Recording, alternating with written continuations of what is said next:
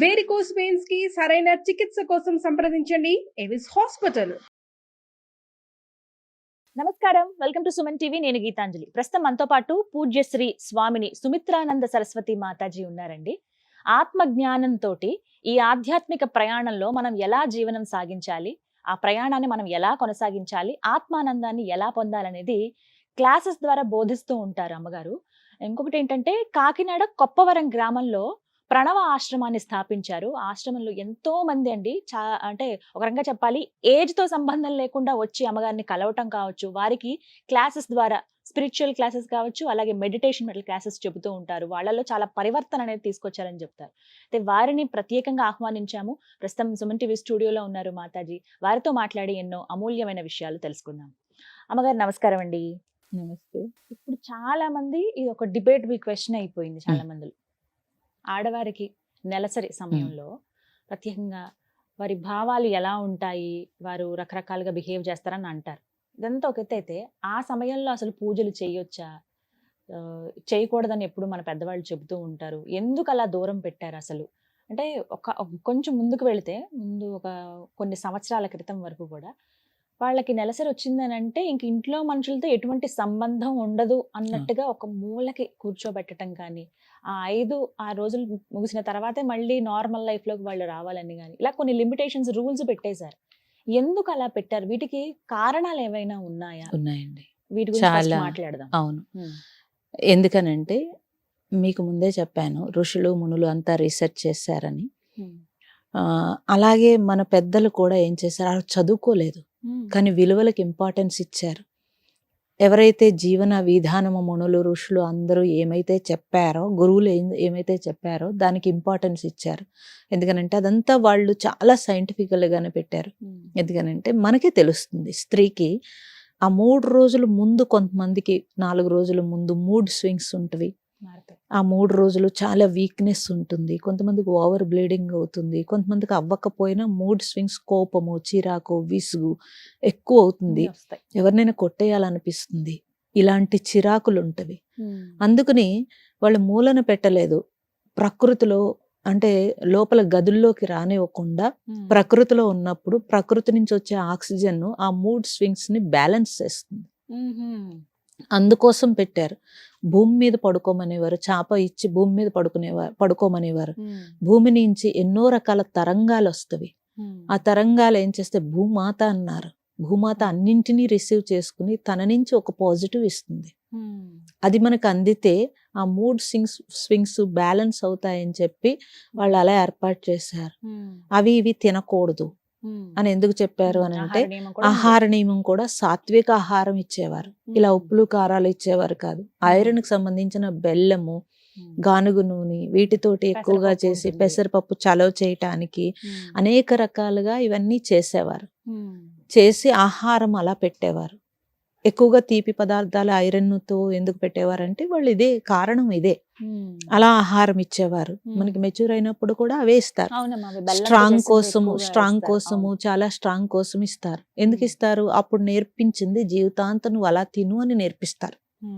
జీవితాంతం ఇలా తిను, ఈ టైంలో ఇది తిను. రాగి పిండితోటి పిడుపు అని చెప్పి చేసి దాంట్లో నెయ్యి కానీ గానుగు నూనె కానీ బెల్లం కానీ వేసి ఎందుకు పెడతారు అని అంటే, నువ్వు ప్రతిసారి నెలసరి వచ్చినప్పుడు ఇది తింటే కనుక నీకు హార్మోన్లు ఇన్బ్యాలెన్స్ లేకుండా చదువుకోకుండా వాళ్ళు ఏర్పాటు చేశారండి. అంతటి జ్ఞానం అప్పట్లో ఎలా వచ్చేది? చాలా, నేను న్యూట్రిషన్ చదువుకున్నాక చాలా రీసెర్చ్ చేశాను. పూర్వీకులకి ఎలా తెలిసింది? ఇప్పుడంటే న్యూట్రిషన్ కోర్సులు ఉన్నాయి, అప్పుడు లేదు కదా. అప్పుడు లేనప్పుడు వాళ్ళు ఎలా చేశారనంటే, వాళ్ళు ప్రతిదీ ఆహారం మీద ప్రయోగం చేసి, శరీరం మీద ప్రయోగం చేసి చూసుకున్నారు. వాళ్ళు చూసుకుని జీవన విధానం అలా ఉంచుకున్నారు వాళ్ళు.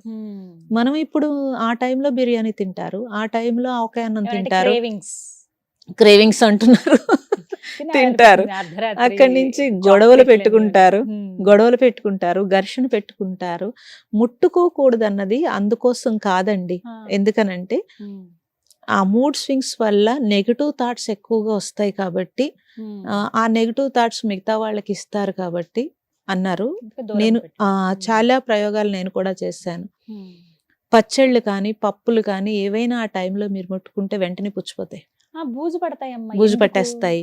మన నుంచి వచ్చిన బ్యాక్టీరియా అంత బ్యాక్టీరియా ఉంటుంది, అందుకోసం చెప్పారు. ఇప్పుడు నెలసరి అంటే ఒక సృష్టి ధర్మం కదండి అది. దాంట్లో అనేక రకాల క్లీనింగ్లు మనం బయటికి వెళ్తుంది, మొత్తం లోపల శుద్ధి చేసుకుని Cleanse రక్తం క్లెంజ్ అయ్యి బయటికి వెళ్ళేది కదా. అంటే ఎన్నో రకాల బ్యాక్టీరియాలు బయటికి పోతున్నాయి. ఆ టైంలో మనం వెళ్ళే నిలవున్నవి అన్ని ముట్టుకుంటే కనుక బూజు వస్తాయి తొందరగా. ఇవన్నీ మనకు తెలుసున్న విషయాలు, అవును. కానీ అంటారా పాటించరు. ఈ రోజుల్లో కూడా ఇవన్నీ ఏంటి, ఈ రోజు ఆ రోజు అని చెప్పి లేకుండా మీరు దాన్ని పాటించకపోయారు. అదొక మూఢత్వం అని మీరు తీసేసినప్పుడు ఈరోజు లేడీస్ ఎంత కష్టపడుతున్నారండి. ఆ టైంలో ఎవరు పట్టించుకుంటున్నారు? ఆ టైంలో మనం పని చేయాల్సి వస్తుంది. జాబ్ చేసే లేడీస్ అయితే ఆ టైంలో జాబ్కి వెళ్లాల్సి వస్తుంది. ఎంత కష్టమో తెలుస్తుంది, ఎంత ప్రాబ్లం ఫేస్ చేస్తున్నారు. అప్పుడే బెటర్, కనీసం పక్కన కూర్చుంటే ఇంట్లో వాళ్ళందరూ వండి ప్రేమగా పెట్టేవారు, రెస్ట్ ఉండేది, టైంకి అన్ని వచ్చేది. పోని చేదస్తంతోటైనా పెట్టేవారు, రెస్ట్ ఉండేది. ఇప్పుడు ఈమె పొద్దునే లేచి అన్ని పనులు ఎంత చేసి rest? అదొకటి ఉండదేమో. రెస్ట్ పోయింది కదండి, కరెక్ట్, టోటల్ రెస్ట్ పోయిందా లేదా? పోయింది. మరి మూఢత్వం పేరుతో నువ్వు రెస్ట్ లేకుండా చేసుకున్నావు, శుభ్రంగా అదే బెటర్ కదా. అంటే అంటారు ఇది పెట్టిందే దేవుడు దీనికోసం అని చెప్పి మళ్ళీ అవి ముట్టుకోవద్దు ఇవి ముట్టుకోవద్దు, ఇలా ఉండు అలా ఉండు అని అనడం ఏంటి అని అడిగే వాళ్ళు ఉంటారు, మూర్ఖంగా మాట్లాడి. ఎందుకు? నిజమే కదమ్మా, మీరు వినరా? అవును, ఇలా అంటారు కదా. విన్నాను. పెట్టిందే దేవుడు పెట్టాడు, మీరు మళ్ళీ దానికి ఇంత ఇదేంటి? దేవుడు పెట్టిందే చక్కగా మనకి మనుషులు రెస్ట్ కోసం ఏర్పాటు చేశారు. అంటే స్త్రీ అంటే అంత గౌరవం ఉండేది. కానీ ఈ రోజుల్లో మళ్ళీ కొన్ని కొన్ని ఆఫీసులు నేను చూస్తాను, కొన్ని మేనేజ్మెంట్లు ఎప్పుడైతే ఈ పీరియడ్స్ వస్తాయో ఆ 3 రోజులు సెలవిస్తున్నారు వాళ్ళకి. చాలా సంతోషం, దండం పెట్టచ్చు వాళ్ళకి. నిజంగా అనిపించింది, నిజంగా దండం పెట్టచ్చు. కంపెనీస్ నేను అలా విన్నాను. అవును, ఆ 3 days వాళ్ళకి లీవ్ ఇస్తారు, లాస్ ఆఫ్ పే ఏమి ఉండదు, మళ్ళీ రెస్ట్ తీసుకోవచ్చు. rest చాలా తీసుకోవాలి. రెస్ట్ అవసరం అండి. ఆ టైంలో చాలా రెస్ట్ అవసరము. రెస్ట్ లేకపోతే హార్మోన్ ఇన్బ్యాలెన్స్ వస్తుంది. ఇప్పుడు మాట్లాడదాం పూజల గురించి. ఇన్ని రోజులు అంటే పూజ చేయకూడదు, ఇలా ఉండకూడదు, అలా ఉండకూడదు, పీరియడ్స్ ఉన్నప్పుడు అనే మాట్లాడాం. అసలు ఎలా ఉండాలి పీరియడ్స్ వచ్చినప్పుడు అనేది చెప్పండి మీరు. ఎలా ఉండాలన్నప్పుడు ఎక్కువగా రెస్ట్ ఉండాలమ్మా. First. ఫస్ట్ ఆహార నియమం కావాలి. మూడ్ స్వింగ్స్ రాకుండా సాత్విక ఆహారం తీసుకోవాలి. ఉప్పు కారం మసాలాలు తగ్గించేసేయాలి పూర్తిగా. ఖచ్చితంగా ఉండాల్సింది ఆహారంలో అప్పుడు. ఖచ్చితంగా ఉండాల్సింది ఐరన్ సంబంధించిన ఫుడ్. ఐరన్ కాల్షియం ఈ రెండు ఉంటే కనుక హార్మోన్ ఇన్బ్యాలెన్స్ రాకుండా ఉంటుంది. కాల్షియం సంబంధించింది ఐరన్ సంబంధించింది తీసుకోవాల్సి ఉంటుంది. ఆ రెండు తీసుకుంటే సరిపోతుంది. అందుకే రాగిలో కాల్షియం ఐరన్ రెండు కలిపి ఉన్నాయి కాబట్టి అవి పెట్టారు. సో మనకి మామూలుగా కూడా పరవాన్నం పెట్టేవారు. అంటే అప్పుడు బ్రౌన్ రైస్ కాబట్టి దంపుడు బియ్యం కాబట్టి దాంట్లో B12 బి కాంప్లెక్స్ ఎక్కువగా ఉంటుంది, పాలు కాల్షియం ఉంటుంది, ఐరన్ బెల్లం వేసి పరవాన్నం పెట్టేవారు. అది వండి పెట్టేవారు, ప్రత్యేకంగా వండి పెట్టేవారు. పసుపు యాంటీసెప్టిక్ కాబట్టి పసుపు ఎక్కువగా వాడటము చాలా మంచిది. ఆడించేవాళ్ళు, మళ్ళీ ఒంటికి కంపల్సరీ రాసుకునేవాళ్ళు. నువ్వులతోటి గానుగ నూనె అయితే కనుక అది ఒంటికి రాసుకున్నా కూడా ఈ స్కిన్ ని అబ్జార్బ్ చేసుకుంటుంది. ఆ టైంలో స్కిన్ లూజ్ అవుతుంది. అందుకే పెయిన్స్ వస్తాయి, మీకు బాడీ పెయిన్స్ ఎక్కువగా ఉంటాయి. లూజ్ అవుతుంది స్కిన్, ఆ రంధ్రాలు ఓపెన్ అవుతాయి. అప్పుడు మీరు గానుగ నూనె బాగా మర్దన చేసుకున్నప్పుడు అవన్నీ బలం చేకూరుతుంది బాగా. నువ్వుల నూనె కాల్షియం ఎక్కువగా ఉంటుంది కాబట్టి నువ్వుల నూనెతోటి ఆహారం తీసుకునేవారు. సో ఇవి పాటిస్తే కనుక అలాగే మనస్సు ప్రశాంతంగా ఉండడానికి చక్కగా ధ్యానం చేసుకోవచ్చు, శుభ్రంగా చేసుకోవచ్చు. ధ్యానం పూజల విషయం మాట్లాడితే అమ్మా, దీపం పెట్టొద్దు, పూజ చేయొద్దు, ఆలయానికి వెళ్ళొద్దు, ఇవి నియమాలు ఉన్నాయని అందరికీ తెలిసే విషయం. అయితే ఈ మధ్య కాలంలో కొంతమంది అలా ఏం ఉండదు, ఎప్పుడైనా సరే లేదు. పూజల దగ్గర ఎందుకు పెట్టారంటే పూజ నిర్మాణంలోనే, గుడుల నిర్మాణంలో కానీ లేకపోతే మన పూజా విధానంలో కానీ మంత్రం ఉంది, నిర్మాణంలోనే మంత్రశక్తి ఉంది.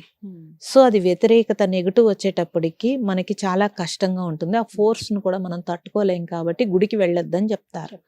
పూజ చేసుకునేటప్పుడు మనం ఆ ప్లేస్ అంతా పవిత్రంగా ఉంటుంది. మీరు పూజా గదిలోకి చాలా పవిత్రంగా వెళ్తారు. మీ ఇంట్లో మీరు ఒక పాజిటివ్ ఎనర్జీ ఉంటుంది ఆ ప్లేస్ లో. మీరు మళ్ళీ ఈ హార్మోన్ ఇన్బ్యాలెన్స్ తోటి నెగటివ్ తోటి అక్కడికి వెళితే అంతా ఈక్వల్ అయిపోతుంది. అందుకోసం చెప్పారు. అందుకోసం అలా చెప్పారు. ఎన్ని రోజుల వరకు అమ్మా ఈ నియమం అసలు మామూలుగా? తప్పనిసరిగా నేనైతే 5 days అంటాను. 5 రోజులు. 3 days తర్వాత పూజ చేసేయచ్చు అంటారు కానీ వాళ్ళ కొంతమందికి కుదరదమ్మా. కొంతమందికి 5 రోజుల ఓవర్ వరకు. బ్లీడింగ్ ఉంటుంది, చాలా వీక్నెస్ ఉంటుంది.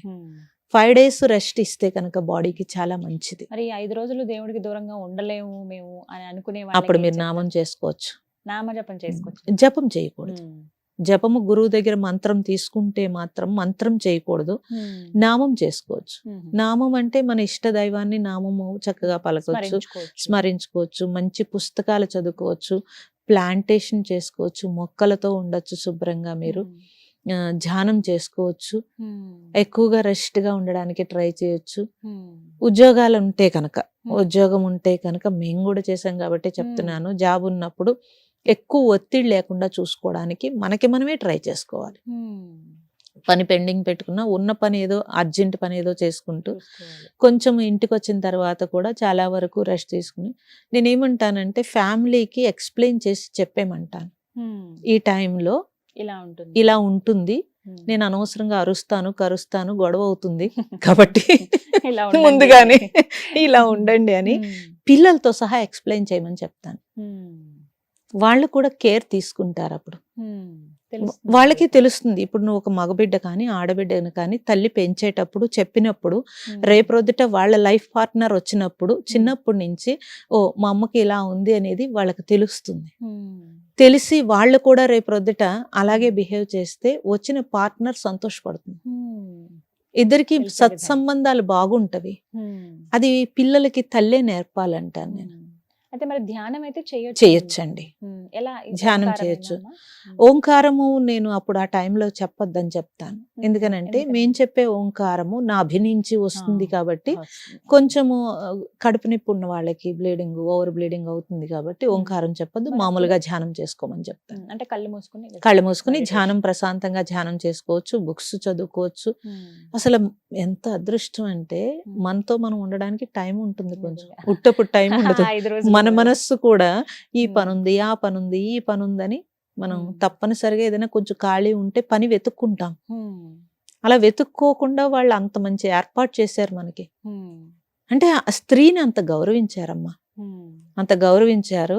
కాదు అన్నింట్లో స్త్రీ అభివృద్ధి అన్నాం కానీ ఇటువంటివన్నీ కొంచెం ఉంచుకోవాలి మనం. దాచుకున్న పక్కన పడేస్తే కుదరదు.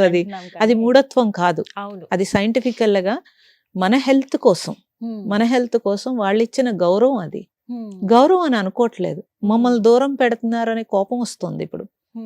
అది కరెక్ట్ కాదు. ఇప్పుడు అన్నిటికీ విలన్లు అయిపోతున్నారు ఎవరైతే వీళ్ళందరూ కూడా. అలా ఎలాగా అసలు చాలా మంది విన్నారు, అత్తగారు ఇలా చెప్తుంటే కోడళ్ళ కోపం వచ్చేస్తుంది. ఎందుకు? అది హాయిగా శుభ్రంగా మనం పని చేయక్కర్లేదు. నేనైతే అలా చెప్తాను, పని చేయక్కర్లేదు, శుభ్రంగా నువ్వు రెస్ట్ తీసుకోమ్మా శుభ్రంగా. అత్తగారు అలా చెప్పింది శుభ్రంగా చెప్పే విధానంలో మరి ఏమైనా కోపం వస్తుంది ఉండొచ్చు కాక, అది ఉండొచ్చు. ఇప్పుడు కొంచెం ఇల్లులు ఇరుకిల్లు ఉదాహరణకు మాట్లాడుకుంటాం, ఒక దగ్గర దేవుని పెట్టుకుంటాం, ఆ పక్క నుంచే వెళ్ళాలి. ఆ వంటగది పక్కనే ఉంటే గనక అక్కడే అన్ని పనులు చేసుకోవాల్సి వస్తుంది. ఆ గాలి తాకుతోంది, ఇక్కడ రావద్దన్నాం కదా అన్నట్టు మాట్లాడితే కోపం వస్తుంది జనరేషన్. అక్కడ సమస్య అనమాట. ఎందుకు చెప్తున్నారు ఇలా అనేది తెలుసుకుంటే, సరిగ్గా తెలుసుకుంటే కనుక ఆ పని ఆవిడకి చెప్పి చక్కగా బాల్కనీలో కూర్చోవచ్చు అంటాను నేను. చాలా చాలా వీడియోస్ లో ఈ ప్రస్తావన తీసుకొచ్చాను నేను. ఒకరిద్దరు చెప్పారు, అలా మీరు చెప్పింది మాత్రం నాకు చాలా నచ్చింది. ఈ విధానం అయితే తెలుసుకోవాలి, చాలా తెలుసుకోవాలి, అమ్మాయిలు తెలుసుకోవాలి. వీళ్ళు తెలుసుకుంటే నెక్స్ట్ జనరేషన్ కి అందిస్తారు, పిల్లలకి చెప్తారు ఇదమ్మా పరిస్థితి. ఎందుకంటే కాళ్ళు లాగుతూ ఉంటాయి, నీరసం వస్తూ ఉంటుంది, అది సరిగ్గా అంటే లాంగ్ లో కూడా దెబ్బ కొడుతుందమ్మా. అది మీరు ఎప్పుడైతే సరిగ్గా ఆహారము ఆ 3 రోజులు కరెక్ట్ గా తీసుకోరో అది లాంగ్ లో చాలా ఇబ్బంది పెడుతుంది.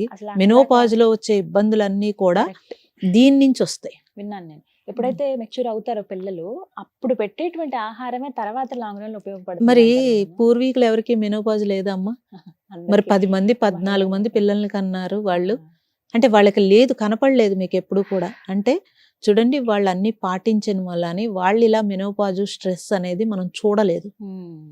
ఇప్పుడు ఏది పాటించట్లేదు కాబట్టి ఇది లాంగ్ రన్ లో మెనోపాజ్ లో ఇబ్బంది పెడుతుంది. దేవతలే నిజంగా గంపెడు పిల్లల్ని ఎలా పెంచేవాళ్ళు. మరి ఒక్కరికి ఇప్పుడు తోకొస్తున్నారు అంటారు కదా, అలా ఏ పనులు ఆ పనులు అందరూ ఉన్నా కూడా. అవును, జస్ట్ పిల్లని చూసి అప్పుడు ఆడించి తినిపించే దగ్గర అప్పుడు వరకు. వాళ్ళకి కంప్లైంట్ నేచర్ లేదమ్మా.